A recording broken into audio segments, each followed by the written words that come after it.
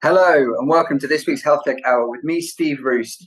Each week we bring you the best news, views and interviews with the leaders, clinicians, CEOs and founders who are changing the face of the healthcare industry in the UK and beyond.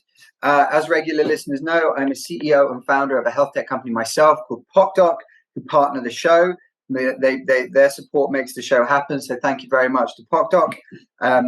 Also, just before we get into it, as always, I'd like to thank everyone listening live. So we're up over 60,000 people listening live to each show, which is amazing. And will be more. There's some exciting news coming down the pipe about UK Health Radio, which I can't share yet because my producer will kill me. But it's very, very exciting. So we'll, in the run up to Christmas, there'll be some big announcements. I'd also like to say thank you to everyone listening or watching on YouTube. We're now well over 1,000 subscribers to that channel. We're across Spotify, Apple, Amazon, and Google Podcasts as well. So thank you to everyone for listening. I also want to just give ourselves a little pat on the back because we've been nominated for our first award. So we've been nominated for the Media Platform of the Year at the MedTech Awards, the MedTech World Awards taking place in Malta. Now, when we started the podcast, or we started the show, I never even thought that we'd be in the get close to getting an award. So even being nominated is fantastic, and thank you very much for everyone for making that happen. So today's guest, Amanda Lambert, who's the Chief Customer Officer for Nuffield Health. She's been in the health industry for 19 years. And Nuffield Health, as I'm sure everyone listening, that will be a name that is immediately recognizable to everybody from high streets all around the UK.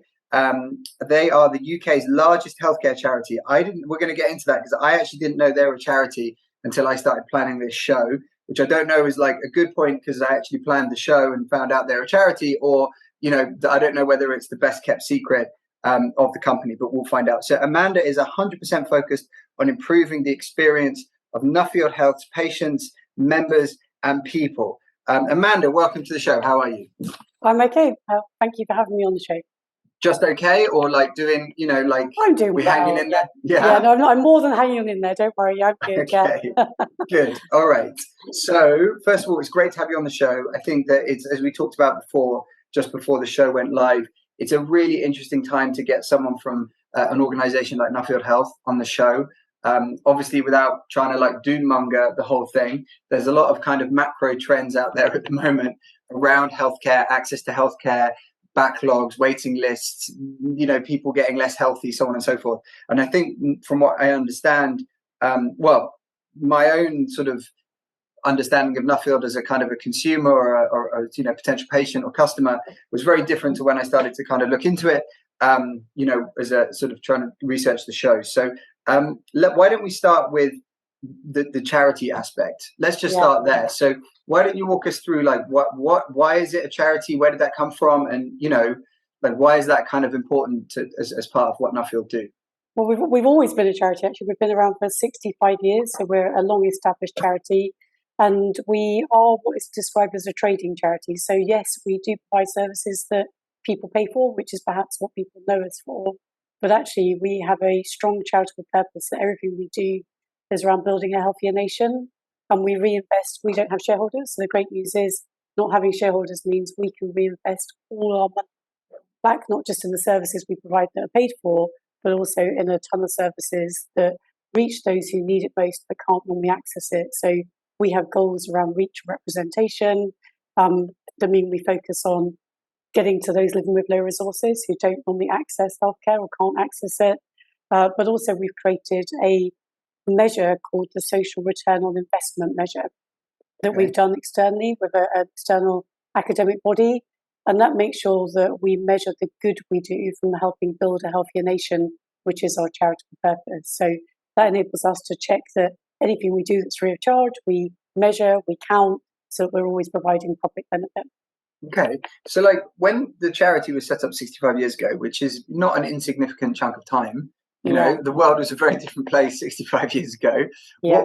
What was it? It can't have been set up the way. I mean, there's been so much change. You're going to test my knowledge now, Steve. Well, I wasn't around then. No, I wasn't suggesting that you would have first-hand knowledge. It was more maybe there's some, info passed down. Actually, Lord Nuffield started it, and I think back then it was actually more of a care home trust type approach. Okay. So it has evolved. It's always been in the healthcare space, but it has evolved to what it is today. And actually, today we've evolved even more over the last 5 to 10 years. So as most people know us as either a private hospital group or a fitness and wellbeing gyms. Yeah. They interact with us. What people probably don't know is actually we are both, and even we're more than that. So we're about providing the whole health and providing all services that relate to that. So we look after the whole you. That is from preventative maintenance, keeping fit in the gym is obviously good for your health and well-being, as well as then prehab, prior to operations, rehabilitation. So we've got services that go from obviously the hospitals and the fitness and wellbeing centres, but also we provide physio services, mental health services, health assessments. We can get checked every year to understand your, I suppose, some tests around your bloods, etc. Some things you'd be familiar with, all of which help people keep healthier. And then in addition to that, I reference we do things free of charge. We have a number of programs that we provide into the community, and we target trying to reach those who wouldn't normally get access to those services. So we've got things like COVID rehab program, joint rehab program, trying to really target those needs that aren't met in society. Okay, that's a hell of a lot of stuff to be getting on with, to be really quite honest with you. That's quite a lot of stuff. And I also read a story, part of the research, that you guys actually build hospitals or are building hospitals. Yeah, we do. As well. I mean, that's quite a big task. We've got 37 hospitals, some of which we've acquired. But actually, more recently, we built our hospital from scratch at Bath. So we have built a private hospital that is linked to the NHS Trust, literally built from scratch. It's actually got some amazing stories related to it, because where it was built is actually on the line of where the London fire ended. So when they were building, they found evidence of where the soot line ended. So quite a lot of history that was uncovered as we went through that. Added to loads of building problems, as you can imagine. But actually, lots of really good heritage, and working closely with the trust now we're open. Is that stuff going to be featured in like a TV special? They did when they did the London Crossrail. Well, we did tours while we were waiting to open, because obviously imagine opening a hospital isn't just the physical building of it. You then have to go through all the accreditation to get opened. So we were taking some of the private medical insurers around, and one of the guys, I'm sure he should get a job doing tours, because he could tell you the history of every element of London that went around. The building next to it was actually the building that Sherlock Holmes TV program was filmed, and when the Sherlock Holmes jumped off the top of the building. Oh, when Benedict Cumberbatch jumped off and faked his death. Okay, so there's like loads of stats that we can definitely put into a book. Also, do you know what it'll be great for like visitors to the hospital? You know what I mean? They've got a lot to go around and learn about while they're like waiting. Exactly. Yeah, we've got lots of images on the walls of the London fire and all that kind of stuff. So it's good. And so, like, just to kind of touch on your role a little bit, and then we can circle back around to some of the themes that you talked about, because I'm really interested in what you do in the community and the prevention, and that obviously crosses over with what we do at PopDoc and other things. But what is a chief customer officer, and what's under your empire? Your empire of improving people's experience, and what is kind of not in that empire? Yeah. I mean, actually, Chief Customer Officer probably doesn't do it justice. So I probably do need to correct my way. I haven't been in healthcare for 19 years. I've actually only been in healthcare since last April. Prior to that, I was in mobile telecom. So I actually come from a very consumer-facing background, which we'll touch on, because obviously digital technology is key to what we're trying to do. And telco's obviously been through that journey before. But in my remit, it's broader than just customer, but I look after all of our customer propositions and offerings, what services we offer and where we offer them, the customer experience, the trading performance, so how all the service lines perform, all our sales and commercial relationships. So people like the private medical. So it comes up as like a commercial piece as well, right? Yeah, completely. Okay. Yeah, the NHS relationship, making sure that we've got the right strategy for that, and then all the way through the whole of the technology team. And the bit that might now sound a bit odd onto customer is the people team. It's actually because we believe that obviously our product is our people at the end of the day. So really connecting the people and customer together, making sure we create a great internal experience that then also delivers a great external experience. That's quite a remit. That's quite a lot under that one for sure. So what brought you across into healthcare?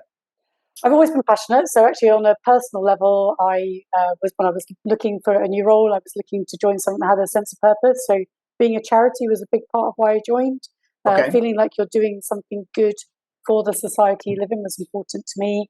Right. Obviously, you don't have to be a charity to do that, but I think it helps that, you're not just making shareholders richer. In fact, I think my sister said to me, stop working, making rich men richer. So I think that's a good little piece of advice.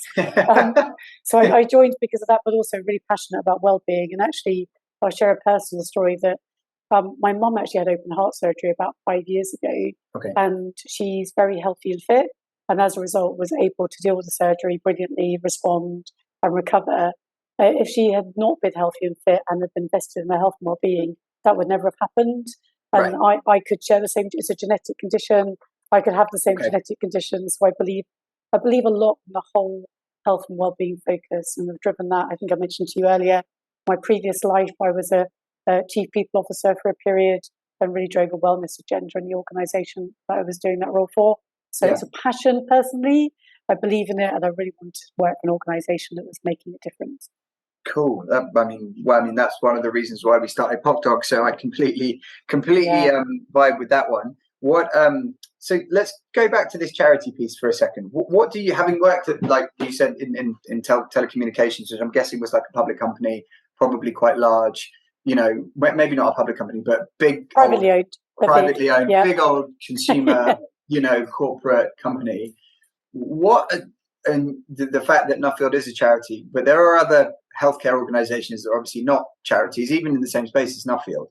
How does that charity status kind of express itself as a point of difference, either at the patient level, the customer level? Like, how, if you've got some case studies or stories, that'd be super interesting, because I do think it is really unique. Yeah, it is. Let's start with it drives us internally. So, and I'll compare it to the previous organization I worked for. Commercial organizations try and seek to have a purpose that they can get all their employees galvanized around. Yeah. And honestly, when you're just making rich people richer, it's difficult to create a purpose that can have a lot of meaning for people. Right. But we are privileged, I think, in Nuffield that we have an amazing purpose that is believable, because it's about creating and building a healthier nation. So everything we do is aligned to that purpose. And so the whole organization knows that its job there is to build a healthy nation in everything we do. Now, sometimes that might be through paid for services, but absolutely front and centre is how we're making it achieve our purpose. Mm-hmm. But of course, we all know that there's all the community aspects that we do as well. And we know that every penny we raise is about reinvesting in what we do rather than going to shareholders. So it drives us very strongly internally. Now, interestingly, we don't use it, which is why it probably is the best kept secret. We don't use it externally because we don't really want to trade off it. Like we want it to be what we're about, and we're doing it for the right reason. I think it also is like, you are a charity, but I do think that like the more you trade off of it, the more you put yourself at risk of all of the kind of misunderstandings about, like, well, if you're a charity, why are you charging me 20 quid a month from a gym kid? And it just kind of creates a lot of opportunities for people to be critical. You're so right. And actually, we did some research recently just to check that we weren't missing something that we should be doing. And the research is exactly what you just described. It's like, if you choose to donate to a charity, you kind of know what's happening with your money. You're making that choice free. You're right. You enter into a different territory, and people actually care about what it means to them. So people told us, don't tell us you won, just show us you won by doing what you do, which is what we do. And I think that what's really interesting about, once you understand that it's a charity, it kind of, that broad church of services makes sense, because you're trying to support people across the whole of the wellness journey or health journey, right? Like you said about your mum, yes, you can provide private hospitals that can do surgery for people that are sick, but why not also then try and stop people getting sick and provide those services? Now, they might not necessarily be as financially lucrative or whatever, but you're not in it for the profit. So actually being able to provide people, but actually, do you think it creates a kind of a freedom for you guys to do what the right thing is, as opposed to necessarily the financially most prudent? Compared to where I've come from, 100%, it definitely enables you to do what's right for the organisation, to make the right choices. We always say there's no one telling us what to do. This is our choice. So, make the right choices. And what you've described is exactly the strategy. We call it connected health, but we're trying to connect all of the elements of your health journey so that all the services basically give you better health outcomes. And let's face it, if we're successful in our goal, our purpose for building a healthier nation, in theory, people should need less hospital procedures. So we're not doing But it I mean, to no one drive got. our own profit. I'm pretty confident. Well, I mean, this is a massive generalization, but no one got less healthy by going to the gym and doing exercise. No, exactly. I mean, Well, although you know, there's edge cases. Yeah, there's edge cases, right? There's like, oh, I lifted the weight and I got injured, or like, yeah. you know, whatever. But just like broadly speaking, in the you know, it's generally net positive. Yeah, exactly. And that's exactly what we're trying to do is really join all of it together, and also make it more easy to access. So, which probably brings us a little bit into some of the tech stuff. I think one of the things that has probably stood out for me when you come in from outside the sector is healthcare is quite complicated for the Yeah, patient. yeah, Navigating, again, my parents, if I use them, my dad's got all sorts of ailments going on. It's quite overwhelming, and particularly because people do tend to be a bit older when they hit a lot of these issues. yeah, You're feeling vulnerable, you're feeling scared about what's going on, and then you're trying to navigate what is, let's face it, a pretty complex system of consultants, GPs, providers, yeah. insurance if you are going private. So our goal is really, well, one of our goals is to try and make it easier for people to access things by simplifying it and making And it how and experience. how's that kind of manifesting itself, or has manifested? I would say we're on our journey. I don't think anyone's mastered that completely. If I was able to sit here and say that, then I think we would be probably world famous. Because if you listen to any healthcare, um, I suppose, expert or people working in the sector, everyone talks about what we need to do, and we're all on that journey to doing it. Yeah, of But the course. way we're approaching it is definitely starting with the customer experience. So, Hmm. what is it that customers need? By identifying the journeys that they go through for the different elements of how they interact with us, and then using technology to help with that. We actually, probably a big shift for me was, I've always come from a sector where you talk about a digital first strategy. So Yeah, coming in, got a digital background, I was like, we should have a digital first strategy. Very quickly I realized that's not right, because all healthcare is provided by humans. So actually yeah, we are human first. We describe yeah, it, but digitally enabled is the yeah, approach we're taking. So yeah. we really are looking at how we can use technology to, I suppose, to change a number of different things. First of all, making the experience better, so making it easy when you want to contact us to have digital tools available to do that. So we've just been launching online bookings for consultant appointments, Yeah. uh, online gym classes bookings. We're wading our way through all our service lines to make them available online to book, but very much about that simplification, making it easy, giving me choices about how I can access things with you. Yeah. Um, but then, I love that, which is like, I'm guessing for you coming from the background, you know, but I mean, my background prior to this was basically VC backed tech. So right, similar kind of, you know, a fair way back, longer than a year, but still the idea that like an online booking system would be something that would have to be implemented yes. you know, is, But I think is, that's so true in healthcare. Have you found that yourself, that as a sector, when you first joined, that it's probably quite far behind other sectors in terms of adoption? well, I think it's like, I think for me, the, it's so complex that there's so many complexities around the provision of healthcare, because it's so, each problem is completely unique to each person, and there's so much risk in the system that has to be managed Yeah, around the provision of that healthcare, that it's very, very, very hard to allow anything to kind of, well, and virtually impossible to allow anything to kind of to test and iterate and test and iterate. It's really, really, really, really hard. And so it's completely understandable that people rely on tried and tested methods, and moving away from the incumbent is a big deal. So whenever people say like, oh, you know, what's the biggest competition? It's like, what's the incumbent? Like there isn't, that's anyone's biggest competition in healthcare is the incumbent, which is the way it's currently being done yeah, predominantly with the NHS. So I think it's like, there's also fragmentation, and there's issues around funding and all this other things that make it just a very, in the UK at least, a very complicated picture as to around the adoption. I do think the NHS has done what it can do. You know, there's been digital accelerators and the National Innovation Accelerator and the Clinical Fellowship and, you know, stuff like that, which is all well and good, and shows that they're very, very keen. But like, you know, it's, so we were on the PocDoc was on the NHS Digital Accelerator, which is, you know, they identify health tech that they want to fast track into the system. And on the same cohort that we were on was an online booking system for GPs. You know, like, I mean, sure, like no one's not. It was they're great, it's great business. Like, of course, online booking. Like what? I mean, what do we? Of course, book online. That's a great idea. Let's do that, shall we?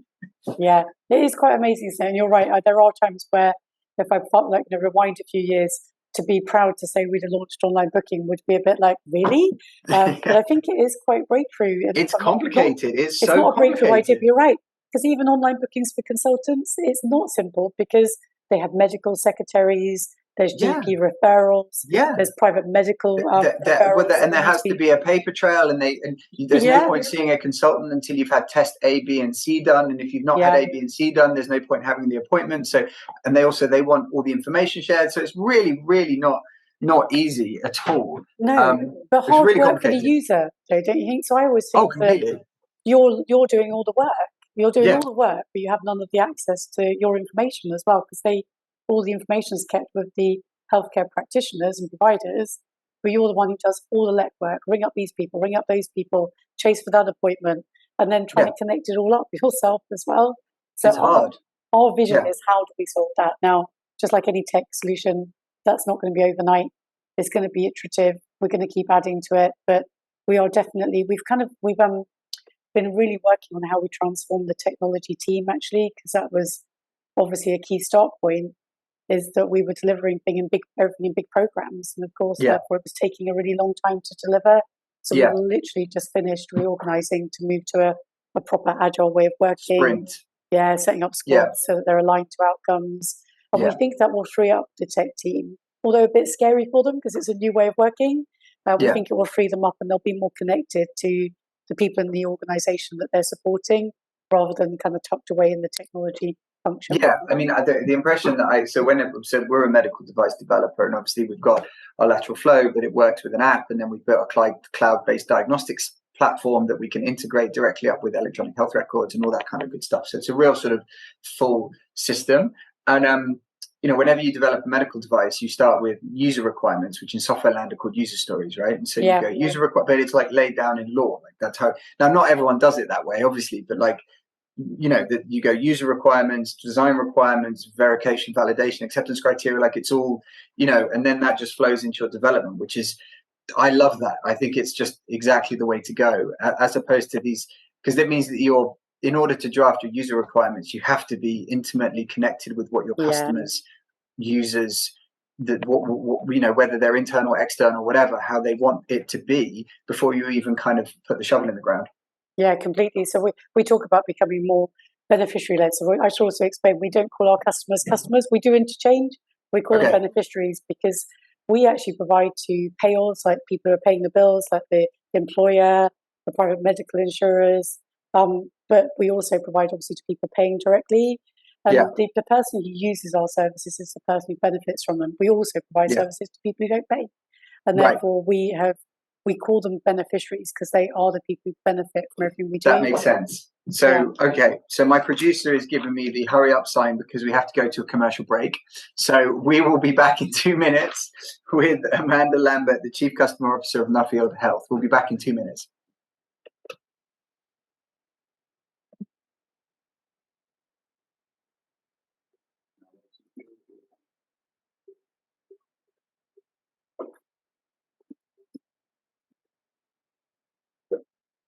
Nagging pain. We at Argus know that small amount of the patient's own bone marrow and blood cells can treat many painful conditions with regenerative orthopedic therapy. This is an attractive treatment option for painful joints, back pain, sports injuries, and many other conditions. We avoid the need for surgery altogether. Argus part of a network of 50 regenerative clinics worldwide, where over 60,000 patients have been treated and helped. Argus life is more beautiful with less pain. The cancer diagnosis can be scary and stressful for everyone involved. Fellow Love is a contemporary living space and well-being center in central London where anyone can come and learn about illness prevention and non-toxic practice. Inside, you will find a vegan restaurant, juice bar, and holistic dojo that encourage lifestyle changes that help heal mind, body, and spirit connection. Cancer patients are offered free sessions. To find out more, please visit us at hellolove.org.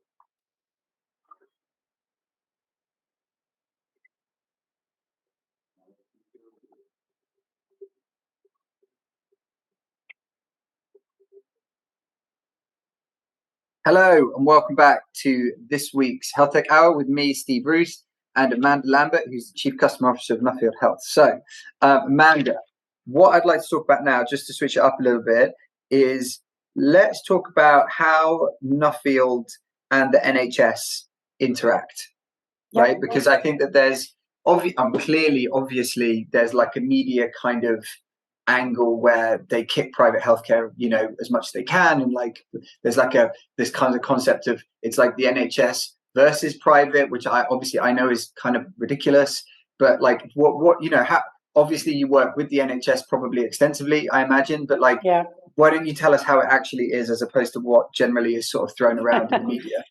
So we do work closely with the NHS, and actually before I joined the charity during COVID, the charity played a massive role in supporting the NHS when the NHS were taken over by COVID patients. So we took on cancer patients for them and really provided a real backup service. So I think there's a good relationship. We provide, I suppose, a number of different areas, predominantly elective recovery or elective care operations. So we work closely with trusts. If they need more capacity in certain areas, in certain fields, then we have the availability and we provide that to them. And just to pick up on that, so what that means is basically there's a backlog or whatever. There's patients waiting for what is an elective. Does knee surgery count as elective, or what's elective? Yeah, they would do. Knees, hips, stuff like that. What that means is Nuffields, because you have hospitals, because you have surgeons, because you have clinicians, you can come in and actually take those patients so they'd be treated earlier. So we've been working with all the trusts on helping them bring down their wait lists over the last 2 years. So it's a pretty that sounds pretty symbiotic to me, right? It is. Obviously, it's very local, so it does vary locally depending on the need, the availability. So they will work with all providers in the same way. We provide a good overflow service, particularly to helping with the backlog.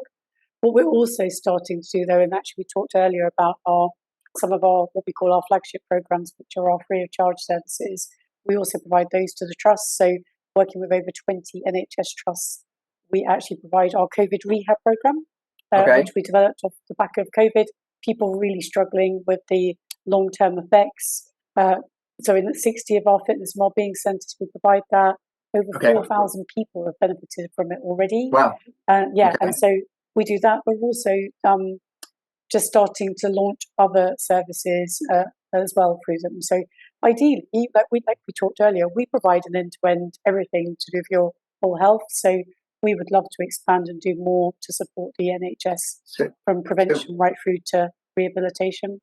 So why do you think, and I'm genuinely curious, why do you think that there's this, I say constant, but like repetitive sort of trying to artificial antagonism that people try and create in the media, which is like private stuff kills the NHS? Like, why is there this sort of artificial antagonism where actually it seems like you're just sort of all in the same fight together? Arguably, I don't know. Yeah, I don't really understand why people do think like that. Do you think there's more people on the wait list than one hospital or one trust can deal with in their area? It's crazy to not work together as a combined set of facilities that provide the services to society. It's weird that you kind of get pitched against each other as competition. But for me, it doesn't make sense. We're all here to try and help the people that we serve and do that in the best way. So, I personally don't get it. I think it's way more to do with politics than it is to do with the reality. Well, I mean, obviously the NHS, I always love it when like politicians talk about the NHS and like it's like one thing, and it's like it's not. It's so local, totally, and like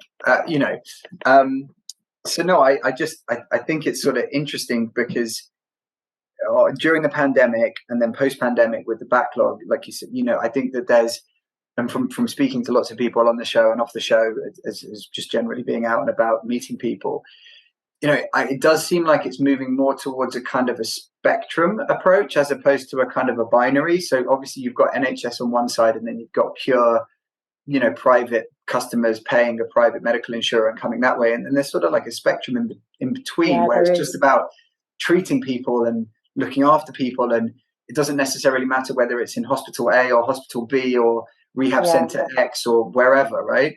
or where they start their journey. So I think what we're seeing for a lot of people is that they might start with private for diagnostics because the wait time to get diagnosed. So we definitely see people using the diagnostic services, paying for them themselves in reality. They're not doing it under private medical insurance. Right. And then some of those, once they get diagnosed, will skip back into the NHS. And again, I feel like I'm using my parents' loads here, but they're of that age where lots of things go on. My mum and dad probably have always come from an era of the NHS. They've never had private medical insurance. They're working class people. But actually, my dad needed a hernia operation. It wasn't really going to be done on the NHS or would take too long. He decided to use the savings to pay for it. But then anything serious, he goes back to the NHS and carries on through that system. I think people are using it in a way where actually, do you know what, I can afford to do it and this is the right thing for me. And even that then relieves pressure on the NHS because it's removing him from their system in terms of quite a standard operation. So that's a really sensitive one, isn't it? And I'm not going to, I don't want to like hold your feet to the fire on anything because I know it's a really sensitive one. And obviously it's sensitive because of the NHS free at the point of care and all of that amazing stuff that is amazing about the NHS. But there is a kind of an area where like this area of like if you have the ability to seek private treatment for something, it then does remove you from the NHS waiting list, which I think is something that I haven't seen any politician even come close to talking about or tackling, because I assume it's just such a sensitive thing to even sort of go down the route of. But I do think it's sort of interesting, you know. It is, yeah. And obviously, I was talking specifically about my dad. I think he'd have been sat there for years waiting because it wasn't deemed an urgent operation. So he'd have just been sat in that system. So for him, it definitely worked. And I think people are making the choices that are right for them where they can afford to. Right. But yeah, other than that, we obviously continue to support and provide the services directly to those who can't. And as a result, we have seen a lot more people access services with us who wouldn't normally because we've been working so closely with the NHS. And what's your kind of view around, you know, digital health propositions that sort of increase access? And Pop Doc being an example, in cholesterol, cardiovascular testing, or other things like. Is it what you said before, which is around where it makes sense? Yes, just implemented in a sensible way, or anything else? Yeah, so I think it's easy because obviously coming in, I do come from a digital background, but in telco is digitalize everything. Yeah, and you realise you can't do that. So it's definitely about selecting the things that people want to have, I suppose, have better ease of access to. So a few things we've done are things like triage digitally because that does enable the front end of the process to work more quickly. It's actually how people want to access it. We've seen things in fitness and well-being actually that were taken off, and particularly content. We're finding that, I suppose, again, the access to health information is not universal to people, and so being able to provide content that is easily digestible, understandable. Because again, I think that's the other thing about healthcare is it can be quite complex to understand. Oh, there's definitely a need for like signposting. I mean, we see that just in a small, you know, in our area of cardiovascular health and cholesterol and things like that. Like you need to be led on the journey to understand what means what and what you know, the big so what of the whole thing. Yeah, completely. We recently did something with menopause actually, so a big focus to the menopause advice hub. Far exceeded our expectations in terms of the access that people came to, and also even things like we haven't done this yet, but in my examples of things I keep saying we need to be getting on and doing is using videos to show people what like an MRI is going to be like. It can be quite scary, some of these things with people coming into hospital. So we can use digital and content to, I suppose, supplement the physical experience. I tell you what, I mean, I had an MRI, a head MRI, probably 9 to 10 months ago, and I wish someone had shown me what that was going to be like before I walked in, because I was like, when they put the you know, the Louis XV man in the iron mask thing on my face, I was like, this is I wish I'm not claustrophobic at all, but I got very, very claustrophobic there for the first time. Completely. I had one years ago, and the noise, the sound of it. Yeah. So, like explaining that, you know, funny enough, I've had surgery recently myself on my shoulder, and my consultant said that he's been doing loads of research. He's a professor about how the whole customer experience can make a massive difference to the clinical outcome. And so that, for me, would be a good example. Like the more you can remove anxiety, fear, and unknown for people through using digital tools, techniques, capabilities. Be it was easy to book, easy to find a hospital, easy to park, actually, that you spoke to me in the language that I wanted to be spoken in. There are Yeah. 13 languages spoken in the UK, but we all Right. speak mainly to our patients in English. So Yeah. again, one of our visions is if we use digital technology, then we can make it translatable for people. So all Yeah. of that will make them feel like less anxious, which in turn should make their outcomes better. Yeah. Well, there's a couple of people that have been on the show before. So there's a guy called David Lochran who runs Concentric Health, and they're all about digitizing the consent piece of it, because he was a surgeon previously, either a surgeon or a registrar, I can't remember which one, but basically his view was like, we rush around in the morning before surgery just getting people to sign bits of paper. They don't really understand what's going on, and actually, to that point, the more they understand, the better outcome will be. And there was another guy called Dom Rabin who founded Exploro, which is a digital VR type experience / gaming experience for kids who are going to have. Do you know Dom and Exploro? No, but I can imagine VR for kids would be so transformative in healthcare, because so scary for them. Well, he was like saying one of the kind of insights that they had was that because with an MRI, to get back to that, if you move, you've nixed the whole thing, basically. So it was so hard for me as an adult not to move, let alone for a young adult or a child. And just them being able to understand that means that then they don't have to repeat the session, right? So if you like, MRI time is really expensive. So if the session gets cancelled and doesn't work, you've got to go back to the beginning again, which increases time, and someone else's appointment gets pushed back and so forth. So no, I totally agree with all of that. That's super interesting. Yeah. We also think digital can be used for connecting people to each other, because again, there's research, and definitely like you think about this in fitness, the reason people go to gym classes is because exercising with other people keeps them motivated, keeps them going, keeps them interested. Oh, massively. But it's true also in supporting each other. So, and actually we've been working with Carology on an app which actually helps them support us better support patients who have got cancer. Family, friends, clinicians all work together to provide the support. So it's bringing people together and making sure that, or using digital to do that, so it enables them to have a better outcome again. And like presumably during the pandemic, that was rather hard. So what I might get told to go for my final commercial break, so we might have to come back to this in a second. But what happened to you? Because I know that you said that you got overflow from the NHS during the pandemic, but were the gyms were shut as well? Yeah, they were shut. Although some of the gyms were used for cancer patients, so we did actually manage to, but not all. But we did launch our 24/7 app. That's probably, if we're going to an ad break, we can come back to it. But definitely was, this is a good example of development. So I wasn't here at the time, but we went. It's okay. You can still take credit for it. I'll take credit. We've been given the wave. I'm kidding. Okay. Cool. Yeah, let's come back. So look, let's go for the 2-minute ad break, and then we'll come back with the final part of this week's HealthTech Hour with Amanda Lambert, Chief Customer Officer from Nuffield Health.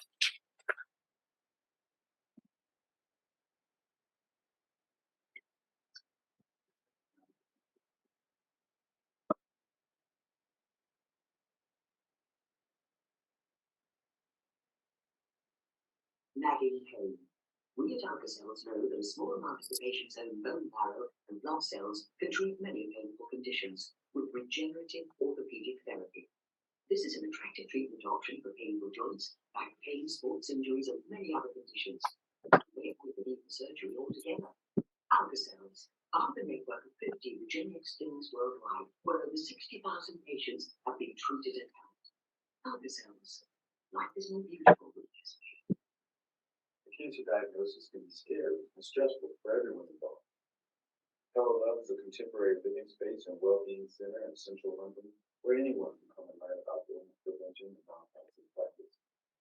Inside, you will find a vegan restaurant, juice bar, and holistic dojo that encourage lifestyle changes to help heal mind, body, and spirit connection.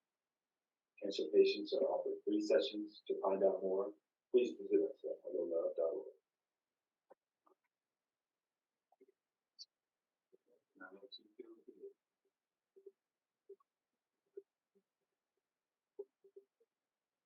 Hello and welcome to the final part of this week's HealthTech Hour with me, Steve Roest, and Amanda Lambert, the Chief Customer Officer of Nuffield Health. So before we went to the break, before we were urgently ushered into the commercial break by my producer, we're going to talk about your 24/7 app. Then let's talk a little bit about the pandemic. And then I want to use the last part of the show to talk about the work that you guys are doing in the community, particularly, and reaching hard to reach patients. Because I think that, again, that speaks to the role of you guys as an end-to-end healthcare provider, not just a private hospital kind of play, right? You're actually trying to help people across that entire journey.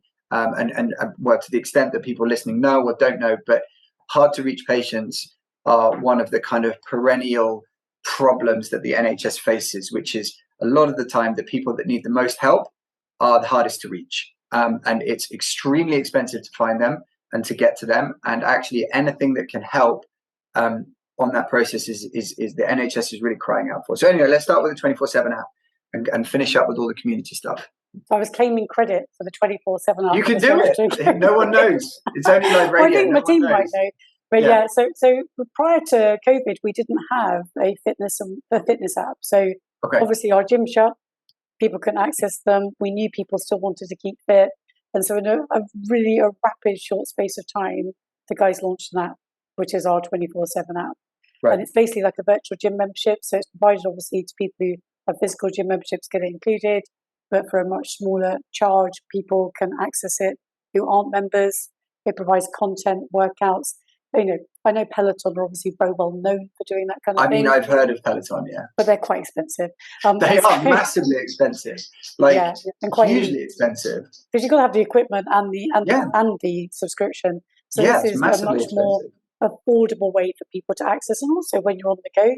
So if you're not actually in the gym, working out at home, working out while you're traveling, lots of workouts and content and general health and wellbeing advice on there. So it's gone really well, actually. So it went well during COVID, but it's continued to go well since. We've actually now exceeded 100,000 members on it, which is pretty impressive. That's great. Yeah, so that's really good, especially if they're paying. That's massive.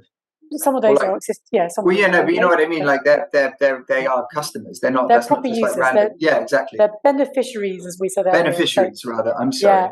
No, it's okay. So we've got more plans for that, actually, because we think we can partner with some of those communities. So linking on to your next question, so obviously there is an issue with access to digital technology, which I know from my previous life in mobile, but actually we do think that digital is a way of getting to more people, because there's the physical distance to sites, but there's also people's, I suppose, nervousness about accessing health and wellbeing and affordability. So digital content we've already talked about.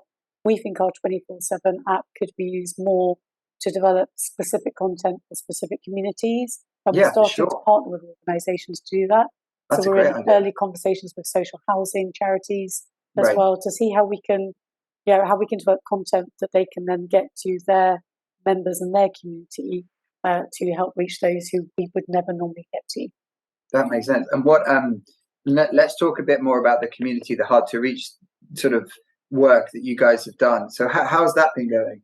So COVID rehab, we already talked a little bit about. So that's probably been one of our big successes. So like I said, 4,000 people. But more importantly, not just the number of people who've been through it, but actually the benefits. So about 30% of people who went through that said that they saw a significant improvement in their health. So we know that we're not just reaching people who aren't our traditional paying members or paying customers. A lot of those were people you would call living with low resources. So they're getting into the system, accessing those services and getting improved health outcomes. So that's one area. And we've got a couple of those flagships I mentioned. We've also got a joint pain program. But over the summer, we also started to talk about movement. So you said earlier, people don't tend to get unhealthy by going to the gym. There's lots of proof that movement in general is a really good way and good foundation for health and well-being. So there's a reason why the Apple Watch tracks movement, right? Yeah, and actually we all know it's not just necessarily, I know there's lots of stats on how much you should exercise a week, but it's actually getting moving is more important than anything else. And often exercise can sound quite intimidating to people. I think for a lot of people it brings back memories of PE classes that some people cross-country runs runs in the snow. I loved a cross-country run in the snow. Did you? But I know I'm abnormal. I wouldn't say that's like going to be the general view of those. No, maybe, I like swimming in really cold water, so I'm also similar. You're also unusual. Yeah. But so for a lot of people, it's not movement is more relatable than exercise. But we also know, I think you've seen our Healthier Nation Index that we run, where we get some really good insights about what people are doing, and we realised that people weren't moving enough. So we did a few things over summer. We did the move 5 minutes a day, so like literally Right. just small habits, create them. But we also recognised that young girls, in particular, in our research, were less likely to exercise after they leave school. So they go through a Oh. period where they stop exercising because they pull Okay. out the system. Right. And so we ran a Move Together program that we got all of our fitness and wellbeing centres across the country to run. That wasn't for members. It was out in the community, targeted mainly at teenage girls, and it was all about movement and getting them out there and Yeah. doing stuff. Because I think you guys have how many like do you call your gyms health and wellbeing centres? Is that what you call them? Yeah, Okay. there's 114 of them across the country that are consumer Which is facing. a lot. We also have probably another 100 services we provide to corporates as well. Some of those include Right. on-site fitness areas. Because like 114 locations, and you already have those physical locations, there's like a huge amount. And you know, obviously there are some, again, with this like idea of a blended model, the people that can pay and want to pay will pay. And then, but you already have this location, and being able to run classes, and you know, whether they're free of charge or however it works, but just community related, hard to reach things, you know, advice around lifestyle, well-being, movement. I think it's amazing. You guys have such a fantastic position in these communities, right? Yeah, you're completely right. That's completely it. We want to use the physical footprint in the community as our way of getting to access into those communities. Now, it's not just as straightforward as it might sound, having a physical presence, because again, most people probably know us then as a gym. Yeah, exactly. So and also I know. So like, it's also, so my dad had a huge stroke when he was 43, and I was in my early teens, and he you know, and was related to cardiovascular disease, and undiagnosed cardiovascular disease is one of the reasons why I'm so passionate about what we do at PopDoc, because I believe that access to testing, access to your cholesterol levels, connected with working within healthcare provider pathways, could have identified and enabled him to be treated, you know, before he had a stroke, obviously. Yeah. And but the point I was going to make was that he is really intimidated by gyms, has been, because of his frailties post-stroke, that he wouldn't ever necessarily choose to go into a gym, because there are lots of really, really fit people in the gym. So yeah, it is sensitive, right? Because you don't want to. It is hard, right? Because there are always going to be people. A lot of the time, people in the gym. Generally, there's going to be people in there that are really quite fit. And like, if you're not in that frame of mind, and you maybe have a little bit low on confidence, that can be pretty intimidating. Yeah, in fact, actually, we talked about one of our goals is to make things easier to access. That's not just the physical access and the digital technology, but one of my visions is that we make it somewhere you feel that you can access. So you feel it's somewhere that it's okay to. And I would say it's not just intimidating because you might be frail, but you know, people go in and say, "I don't see people who look like me." No, exactly. Means I don't feel like I belong. So we definitely and that can be across. Sorry, I'm sorry, I talked over you. Carry on. That's okay. We definitely want to be somewhere where people feel that they can come, regardless of you know who they are, background, and what their attitude to exercise is. Yeah, I think that people like me is really interesting, because that goes across all kinds of different things, right? Like people that are as fit as I am or unfit as I am, people that are the shape that I am, people that have the ethnic background that I am, the gender that I am, or so on and so forth. That's a really hard one to crack. Yeah, but it's a good vision. So I think if you have something that says aim there, then as long as you're progressing towards it, you're making it better than it is today. Because I think that like there's obviously this kind of school of thought which is like, suck it up and just get in there and do your work and blah, blah, you know, and like, okay, it's all well and good, like you can be that way, but the reality is that there are so many people that may want to do it if it's accessible in a different way. Why wouldn't we strive to make it accessible for them? Yeah, and as part of that accessibility might mean that it's not physically in our site. So over the summer, the Move Together campaign was actually the sites used their skills, but they went out into the community and ran fitness, like in the park, for example. Yeah. So people didn't have to have that, I've got to go to the gym. Because it is intimidating. Like, I know when I'm not in good shape, I'm like less motivated to go to a gym when there's loads of people in good shape. Like, I'm just everywhere. Yeah, and it's like, you know, you just but a lot of the gyms are kind of set up that way. Like that's not necessarily going to work for a lot of people. Well, it's not going to work if you want to build a healthier nation, which is our purpose. Then we've got to make sure that we can appeal to a broad audience. And if they don't want to come in, then it's also about how we can use activities to go out, and that requires partnering. So we've been doing a lot of work partnering. Up in Manchester, some good success. We took on the Manchester Institute of Health Performance, which is, in theory, in the Elite Performance Centre. It's where all the footballers go to have all their tests. But we've used it. It's right next to Moss Side. So we've used it as a community hub, and we run community outreach programs from there. And we're getting some really good successes of partnering with different other charities and bodies that we can then get our services out to people who we would never normally reach.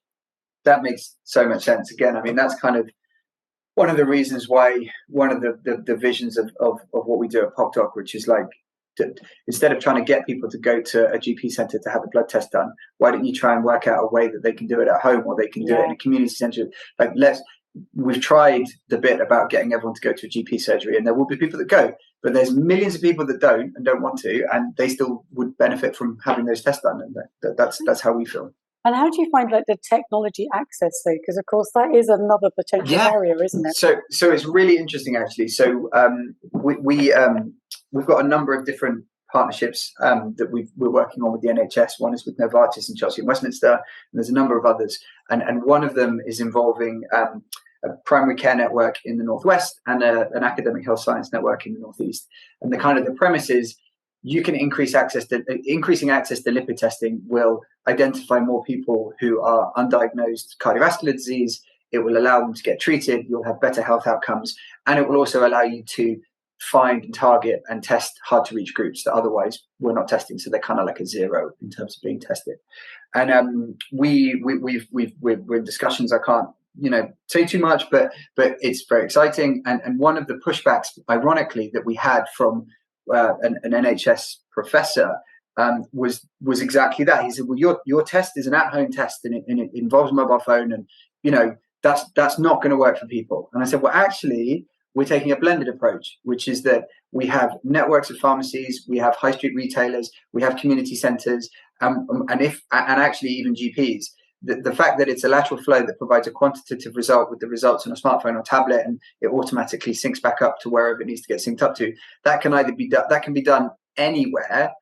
But by doing it that way, it means it can definitely be taken outside of the surgery, which means whether it's at home for the people that want to do it at home, or if you want to walk to your local coffee shop, or if you want to walk to your community centre or your pharmacy or wherever, we've built up this network of locations. I think it'd be really interesting to see if there's some to talk about the community outreach stuff that you're doing to provide that alongside. And so this blended model makes sense, and that's how we're addressing that. Because again, one size doesn't fit all. What matters is the goal, which is how do you test as many people as possible? That's our goal anyway. And so there will be people that self-select and want to do it themselves, but there'll be a whole bunch of other people that would prefer not to. And actually, you have to cater for them, because if you can't, you kind of like, what are you even doing it for?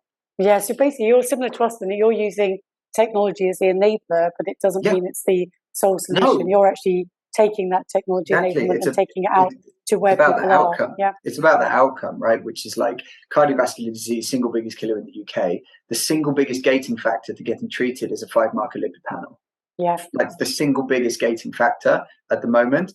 And there's a huge backlog. And so we're trying to solve for that, which is, and we believe that we've developed a way to deliver a step change increase in access, but it's not tied to have to do it at home. Like, you can do whatever you want. The idea is you get the results in 6 minutes, and that means that person can be then triaged however you want them to be triaged. So yeah, we feel very similar, which is technology is an enabler to solving these major problems.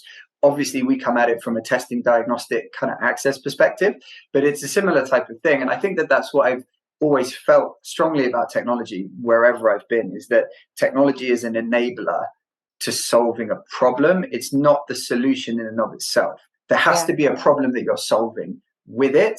It isn't just the solution in and of itself. And there's so many examples of stuff that gets spun out of academia where like they haven't thought about the customer and they haven't thought about the problem. They've got really kind of cool and interesting technology, but like it doesn't really solve no the one to take problem. It. Yeah. I mean, in diagnostics, you get loads of spin outs, which is like, I've made the most amazing, complicated testing box, right? But it's like £3,000 for the testing box, and it's like 50 quid for a test. It's like, well, I don't know how that's going to scale, but it's a great box. Yeah, no, completely. It's funny because in my old organisation, I worked quite closely with Google, and they are all about using tech to solve problems. They start Yeah. with what the problem is. Solving what Exactly. problems using technology is what they're all about. Well, it goes back to the user requirements, right? And the user stories. If you can't draft a user requirement or a set of user requirements or user stories, then you're probably taking a technology first approach as opposed to a customer first approach or beneficiary first approach, I would argue. Yeah, I completely agree. Sounds like there's lots of similarities then in the way your ethos of making things easier to access as well, and whatever way you can do that. I think access to healthcare. There's obviously lots of problems within healthcare, but solving access or contributing positively to improving access is a hugely noble and important task. Whichever aspect, wherever you come in at it, because it goes across everything. It goes across every socioeconomic strata in the country, and we know that if people have better access to healthcare, they have better health outcomes, they have better lives, they produce more, they're more valuable members of society, they're happier. It's just a massive virtuous circle.